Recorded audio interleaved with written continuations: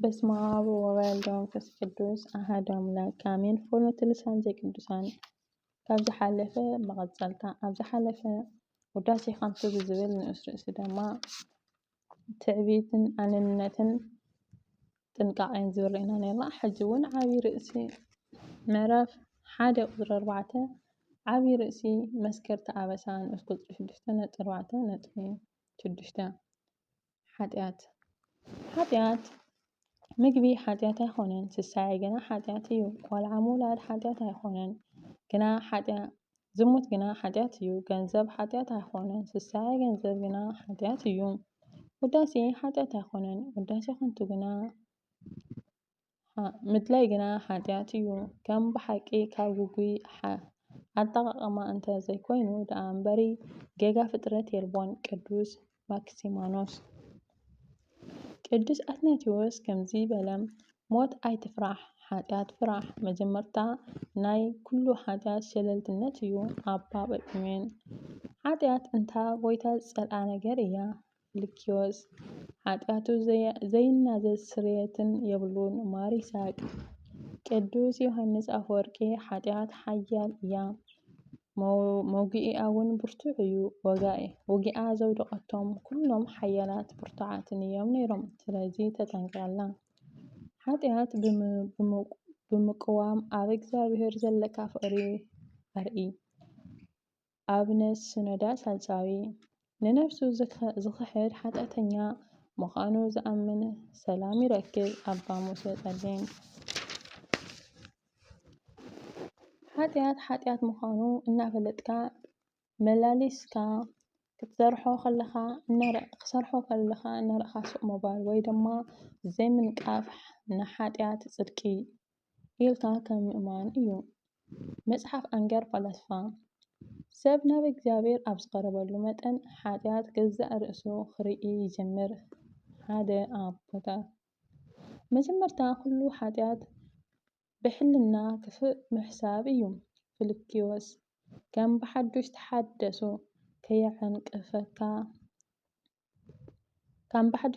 ከየዕንቅፈካ በቲ ናይ ቀደም ሓጢኣትካ ብዙሕ ኣይትሕሰብ። ቅዱስ አንጦንዮስ ዓብይ። ኣእምሮ ደቂ ሰባት ናብ ሓጢኣት ወይ ናብ እግዚአብሔር ወይ ናብ ካልእ ሰባት ዘዘንበለ እዩ። ቅዱስ ኤልያስ። ሓጢአተኛ ምዃን ዘይተኣመነ ሰብ ጸሎቱ ናብ እግዚአብሔር ከዓርግ ኣይክእልን። ኣባ ሙሴ ጸሊም። ሓጢኣት ብ4 ደረጃ ትፍጸም። ንሳተን ከዓ መጀመርታ ኣብ ልቢ ትሕሰብ፣ ካልአይቲ ብምልክት ትፍጸም፣ ሳልሰይቲ ድማ ብቓል፣ እታ ናይ መወዳእታ ድማ ብግብሪ ትፍጸም። ቅዱስ ፄሞን። ካብ ሓጢኣት ንጹህ እየ ኣይትበል። ሓይሊ ኣጋንንቲ ክትቃወም ኣብ ስጋ ክስካዕ ዘለኻ ብሓይልኻ ኣይትወከል። ኣባ ሙሴ ጸሊም። ክንዲ ዝኸፍአ ይኽፋእ። እግዚአብሔር ንሕማምና ንሓጢኣትና ፈዋሲ ኣምላኽ እዩ። ንሱ ዘደንቕ ሓኪም ነፍሲ እዩ።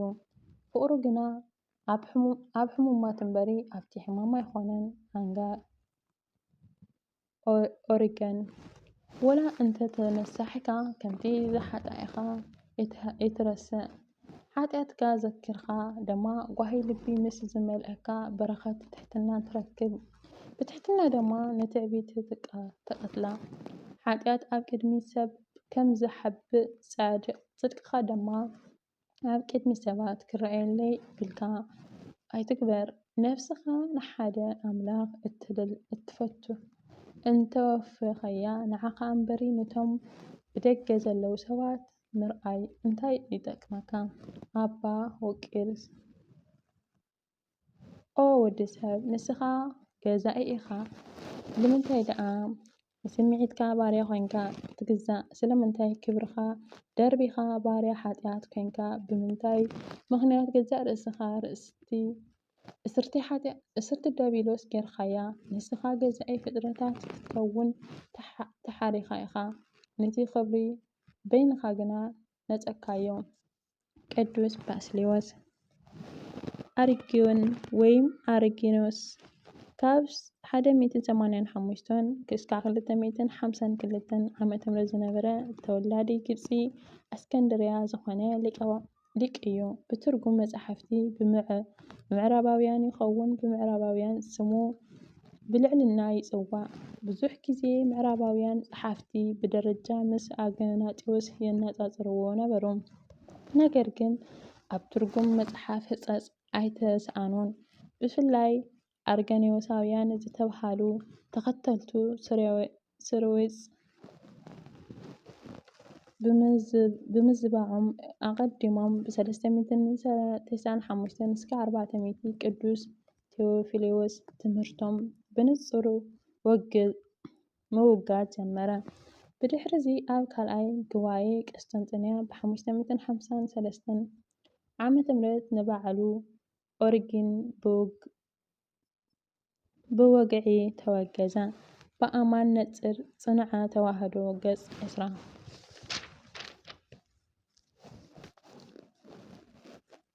ፍላጻታት ጸላኢ ንጸጥታ ዝፈቱ ሰብ ክትንክፍዎ ኣይኽእሉን። ምስ ብዙሕ ዝደባለቕ ዝመላለስን ግና ብዙሕ ይቆስል። ኣባ ኔልዮስ ሰይጣን ንዓለም ብኽልተ መጻወድያታት ሒዙ ይርከብ። ቀዳመይቲ ብዝሙት፣ ካብቲ መጻወድያ ዝሙት ዘምለጡ ድማ ብመጻወድያ ትዕቢት ብምዝርጋሕ። ኣብነት ሲኖዳት ሳልሳዊ ቅዱስ ኤጲፋንዮስ ከምዚ ይብል፣ ኣእምሮኹም ስም ኣምላኽ ብምጽዋዕ እንተነቕሐ ክዋግኡኹም ዝሓሰቡ ጸላእትኹም ክፈርሑኹም እዮም። ሓደ ግዜ ኣባ መቃርስ ምስ ኣሕዋቶም እናኸዱ ከለዉ ሓደ ቆልዓ ከምዚ ክብል ሰምዕዎ፣ ኣደይ ሓደ ሃብታም ሰብኣይ ኣሎ፣ ኣዝዩ ዘፍቅረኒ፣ ኣነ ግና ኣዝየ ዝጸልኦ። ብኣንጻሩ ግና ሓደ ድኻ ኣሎ፣ ኣዝዩ ዝጸልአኒ፣ ኣነ ድማ ዝፈትዎ። እዚ ዘረባ ምስ ሰምዑ ብጣዕሚ ተደነቑ። እቶም ኣሕዋቶም ኣባ እንታይ እዩ እዚ ቃል ክሳብ ክንድዚ ዘደንቐካ ምስ በልዎም፣ እቶም ዓብይ ኣቦ ከምዚ ክብሉ መለሱ፣ ብሓቂ ጎይታ ሃብታም እዩ የፍቅረና ድማ ንሕና ግና ኣይንሰምዖን። ብኣንጻሩ ድማ ሰይጣን ድኻ እዩ ኣዝዩ ከዓ ይጸልአና ንሕና ግና ነፍቅሮ ክብሉ ኣስተንተኑ። ብዚ ሰይጣን ካልእ ጸላኢ ኣየሃሊኻ። ቅዱስ ኤፍሬም ሶርያዊ ሓወየ ጸላእትኻ ክገፍዑኻ ከዋርዱኻ ከለዉ ናብ ቅድሚ ዕላማኻ ከም ዝደፍኡኻ ኣስተውዕል። ሪቄልዮስ እዛ እትነብረላ ዓለም ከም ሓደ ዜጋ ኣይትቆጽረካን፣ ሰማይ ግና እንኳዕ ደሓን መጻእኻ እናበለት ትቕበለካ። ዓለም ክተሳድደካ፣ ቅዱሳን መላእኽቲ ግና ናብ ላዕላይ ናብ ክርስቶስ ብክብሪ ይጽውዑኻ። ቅዱስ ባስልዮስ ዘቂሳርያ ብላቲን ይብሉ። ቅዱስ ባስልዮስ ዘቂሳርያ ካብቶም 3 ፍሉጣት ቆጵዶቅያን ኣቦታት ዝባሃሉ ሓደ እዩ። ቅዱስ ባስልዮስ ዘቂሳርያ ብ330 ዓመተ ምህረት ኣብ ሃገረ ቆጵዶቅያ ኣብዚ ሎሚ ግዜ ኣብ ቱርኪ እትርከብ ኣብ ከተማ ቄሳርያ ካብ ህያዋት ሰብ ሃፍቲ ዝኾኑ ስድራቤት ተወለደ። ባስልዮስ ማለት መብራህቲ ብርሃን ወይ ንጉስ ብርሃን ማለት እዩ። ቅዱስ ባስልዮስ ኣብ ሃይማኖተ ኣበው ይኹን ብሊቃውንቲ ቤተ ክርስቲያን ኣብ መጽሓፍቶም ኣብ ቅድሚኩም ሓደ ኣብነታዊ መራሒ ብምግባር ብትምክሕቶም ረቒሖም ዘለዉ ኣቦ እዮም። እዚ ከዓ ምስ ቢጽ ሓሳውያን ሰዓብቲ ኣርዮስን ኣርዮሳውያንን ኣብ ዝገበርዎ ዝነበሩ ምጉት ጥበብን ዝተመልኦ መልሲ ብምምላስን መናፍቃን መርታዕን እዩ። ነዚ ድማ እዮም ጠቢብ ባስልዮስ፣ ጥበበኛ ባስልዮስ እናበሉ ሊቃውንቲ ዝጽውዕዎ። ቅዱስ ባስልዮስ በልሳን ጽርኢ ስሩስቲን ይሰብኽን ይምህርን ከም ዝነበረ ይነግር። ቅዱስ ኤፍሬም ናብ ቅዱስ ባስልዮስ ኣብ ዝኸደሉ ግዜ ቋንቋ ስሩስቲን ከም ዝተገለጸሉ ኣብ መቅድም ውዳሴ ማርያም ትርጉም ተጻሒፉ ኣሎ። ቅዱስ ባስልዮስ ዓይኒ ቤተ ክርስቲያን ተባሂሉ እውን ይጽዋዕ እዩ። ቁጽሩ ድማ ምስቶም ንኣርዮስ ንምውጋዝ ኣብ ኒቅያ ዝተረኸቡ 318 ርቱዓነ ሃይማኖት እዩ። ከመይ ኣርዮስ ንምውጋዝ ተፈጻሚ ተሰማይት ጴጥሮስ ኣኸቲሉ ኸይዱ እዩ። ኣቦኡ ኤስድሮስ ይበሃል። ኣቦኡ ኤስድሮስ ኣብ ገለገለ ጽሑፋት እውን ኣቦኡ ባስልዮስ ምዃኑ ይጠቅስ። ጠበቓ ኮይኑ ይሰርሕ ነበረ። ኣቦኡ ቅዱስ ኤፊ ርቱዕ ክህሎት ዘረባ ዝነበሮ ዝተፈለጠ መምህር ብምንባሩ ከዓ ቅዱስ ባስልዮስ ብጽኑዕ ክርስትያናዊ ኣተዓባብያ ንኸዓቢ ኣስተዋጽኦ ገይሩሉ እዩ። ኣድኡ ኢሚልያን ትበሃል። ኣድኡ ኢሚልያን ብመንፈሳዊ ሕይወት ዝበሰለት እምነት ክርስትና ዝተረድኣን ከምኡ ድማ ብምግባረ ሃይማኖት ብትሩፋትን ዝበለጸገት ኣደ ነበረት። ቤተሰብ ኩሎም ብሃይማኖት ዝበርትዑ ዝጸንዑን ካብ ምንባሮም ዝተለዓለ ብሰማዕትነት ዝሓለፉ እዮም። ንቅዱስ ባስልዮስ 3 ኣሕዋት ሓንቲ ሓፍቲ ነበረቶ። ኣገልግሎቶም ብዝተመለከተ እቶም 2 ኣሕዋቱ ማለት ገርገርዮስን ዳሕራይ ብገርገርዮስ ዘኑስዮስ ዝተፈለጠ ጴጥሮስ ኣብ ኤፌሶን እትርከብ ሰብስጥንያ ሊቀ ጳጳሳት ኮይኖም ንቤተ ክርስቲያን ኣገልግሎም ክሓልፉ ከለዉ እታ ሳልሰይቲ ሓፍቶም ማከርያን ከዓ ብቅዱስ ኣገልግሎት ብምግባረ ትሩፋት ብትግሃት ቤተ ክርስቲያን ኣገልጊሉ እዩ። ሓፍቶም መሪከና ከዓ ኣብ እኒሲ ዝተባሃለ ቦታ ሰፊሕ ገዳም መስሪታ ንብረታ ኩሉ ኣወፍያ ብድንግልና ሕይወት ተወሲና መላእ ሕይወታ ንኣምላኽ ብምውፋይ ዓለም ምንኩስና ትነብር ነበረት። ቅዱስ ባስልዮስ ናብ ክርስትያናዊ ዓለም ዝመጸሉ ዓለማዊ ትምህርቲ ኣብ ቁስጥንጥንያ ትምህርቲ ፍልስፍና ከዓ ኣብ ኣቴንያስ ድሕሪ ምውድኡ ምስ ፈታዊኡ ገርገርዮስ ዝእንዝናዙ ኣብ ኣቴንያ ን5 ዓመት ዝኣክል ድሕሪ ምጽናሕ ትምህርቲ ምስ ወድአ ብ357 ዓ.ም ናብ ዝተወለደሉ ዓዲ ቁጵርያ ተመለሰ። ኣብዚ ግዜ እዚ እውን ሓፍቱ ካብ ቅዱስ ወንጌል ሓደ ክፍሊ እናውፅአት ትርእዮን ተንብበሉን ነበረት። ሰብ ኩሉ ዓለም ረቢሑ ነብሱ እንተኣጥፍአ ክርስቶስ እንተዘይፈለጠ ከንቱ እዩ እናበለት ከንቱነት ዓለም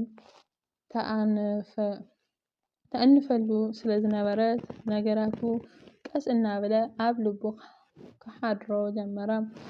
ብተወሳኺ ነዚ ሓላፊ ዝኾነ ክብሪ ገዲፍካ ዘይሓልፍ ክብሪ ዝተረፈካ ዝተቐደሰ ኣገልግሎት ክህነት ኣገልግል ትብሎ ትተባብዖን ስለዝነበረት ኣብ መወዳእታ በዚ ሓሳብ ጸኒዑ ብእምነት እናበርትዐ ኸደ። ብድሕሪዚ ናብ ምንኩስናዊ ሕይወት ኣተወ። ድሕሪ ብዙሕ መንፈሳዊ ኣገልግሎት መንፈሳዊ ሕይወት ጸቢቑ ምስ ተረድኦ ሓፍቱ ንዝገበረትሉ ውዕለት ብምዝካር ሓፍተይ ዳግማይ ወሊዳትኒ ብምባል ኣመስጊንዋ እዩ። ብትምህርቱ መንፈሳዊ ሕይወትን መወዳእታን ኣልቦ ስለዝነበረ ባስልዮስ ዓብይ ተባሂሉ ብ370 ዓ.ም ሊቀ ጳጳስ ቂሳርያ ኮይኑ ተሸመ። ኣብ ግዜ ኣገልግሎት ምዕባዩ ዘኽተማትን ውላድ ዘይብሎም ቤተ ሰሪሖም የኣልዮምን የገልግሎምን ስለዝነበረ ምክንያቱ ኣቦ ዘኻታት ኣቦ ሽግራት እሙንጓሳ ብምባል ትጽውዖ እያ። ስለዚ ቅዱስ ባስልዮስ ኣብ ቤተ ክርስቲያን ዓብይ ቦታ ዝሓዘ ኣቦ ኮይኑ ኣብ መበል 99 ዕድሚኡ ብ6 ጥሪ ካብዛ ዓለም ተፈልየ። በረኸቱ ምስግላትና ይኹን። ብጽሑፍ ብዙሓት መጽሓፍቲ ዝጸሓፈን ንመናፍቃን ብጽሑፋዊ መልሲ ዝመለሳ ብምዃኑ ዝያዳ ተፈላጥነት ገይሩሉ። ንመልሲ ዝኣክል ኣብ ሃይማኖተ ኣበው ከም እንረኽቦ ንመናፍቃን ዝመልስን ዳግማዊ ትምህርቲ ትሕዝቶ ዘለዎ ስለ ምስጢረ ስላሴ፣ ምስጢረ ስጋዊ፣ ምስጢረ መላእክቲ፣ ምስጢረ ቅድስት ድንግል ማርያም ኣስፊሑ ጽሒፉ ኣሎ። ብተወሳኺ ቅዱስ ባስልዮስ ተባሂሉ ዝጽዋዕሉ መጽሓፈ ቅዳሴ ናይዚ ኣቦ እዩ። መጽሓፈ ገዳም ዝኸውን ሕጊ ገዳም ኣብ ምስራቃዊ ቤተ ክርስቲያን ኣርቂቑ ከም ዝሓገገ ቅዱስ ገርገርዮስ ነባቤ መለኮት ጠቂስዎ ኣሎ። ከምኡውን ስለ ስነ ፍጥረት ኣብተን 6 መዓልቲ ዝተኮረ ኣክሲማሮስ ዝተባሃለ መጽሓፍ ንመናፍቃን ንከሃዲ ኣርዮሳውያን ብፍልስፍና እውን ዳግማዊ ሓዘለ። ዳዊት ገለ ትንቢት ከም ዝተነበየ ኢሳያስ ትርጉም ካልእን ተወሳኽቲ ኣብ መጽሓፍ ቅዱስ ዳህሲሱ ዝገበረሉ ጽሕፍቲ እውን ኣበርኪቱ እዩ። ህይወት ቅዱስ ባስልዮስ ተጋድልኡን ብሰለስተ ትምህርቲ ጽቡቕ ገይሮም ዘነብቡ ሊቃውንቲ ቤተ ክርስቲያን ክብሪ ቤተ ክርስቲያን ብምክባር ብምሕላውን ዝተዓወተ ሰብ ብምባል የድንቕዎ የመጉስዎን እዮም። በረኸት ረድኤት ናይ ቅዱስ ባስልዮስ ናይ ኩሎም ቅዱሳን ምስክርላትና ይኹን። ሽምባር ሕጂ መጽሔት ነበርኩ። ኣብዚ ወዲዮ ቀጻሊ ክፋል እስካዕ ንረኸብ። ሰናይ ቅንያ ተስፋት እግዚአብሔር